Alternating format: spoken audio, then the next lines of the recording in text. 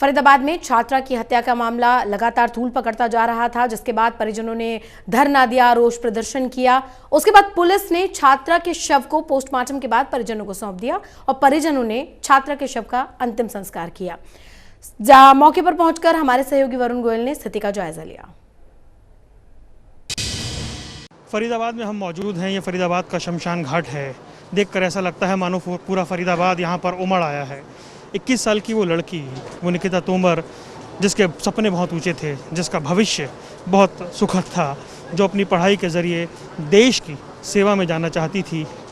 इस तरह का एक अंत हुआ है। और हमारे देश में बार बार जब बात उठती है कि क्या लव जिहाद शब्द पर विमर्श होना चाहिए, क्या उस पर चर्चा होनी चाहिए, आखिर किस तरह से कुछ सिरफिरे आकर दिन दहाड़े ऐसी घटनाओं को अंजाम दे जाते हैं और फिर सिर्फ और सिर्फ कहने को सवाल रह जाते हैं।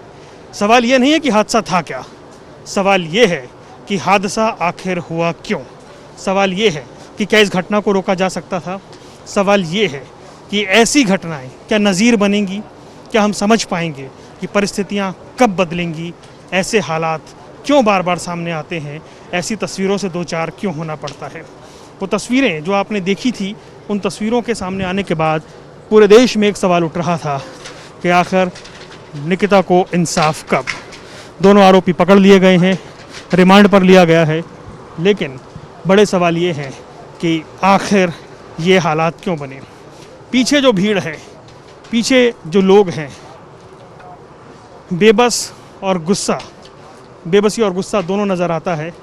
अब सवाल ये है कि इंसाफ आखिर कब मिल पाएगा, कब जाके चीज़ें बदल पाएंगी और इस पूरे मामले में क्या कुछ हो पाएगा।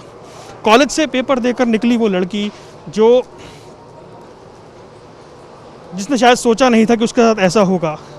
दिन दहाड़े न सिर्फ उसे गाड़ी में खींचने की कोशिश हुई, और जब बहादुरी से डटकर उसने विरोध किया तो उसे गोली मार दी गई। इस दुस्साहस के बाद अब सवाल ये है, अब इकबाल पुलिस का है कि वो इस मामले में क्या कार्रवाई करती है, परिस्थितियाँ किस तरीके से बदली और उसके बाद अब इस मामले की तफ्तीश कहाँ तक होगी। क्योंकि जो आरोपी है वो रसूखदार परिवार से है। ऐसे में परत दर परत खुलें, समझ आए कि 2018 के जिस समझौते की बार बार बात हो रही है उसके पीछे भी क्या था और आखिर आज ये हालात क्यों बने। क्या इस घटना को रोका नहीं जा सकता था। कैमरामैन आदित्य पांडे के साथ वरुण गोयल, MH1 प्राइम, फरीदाबाद।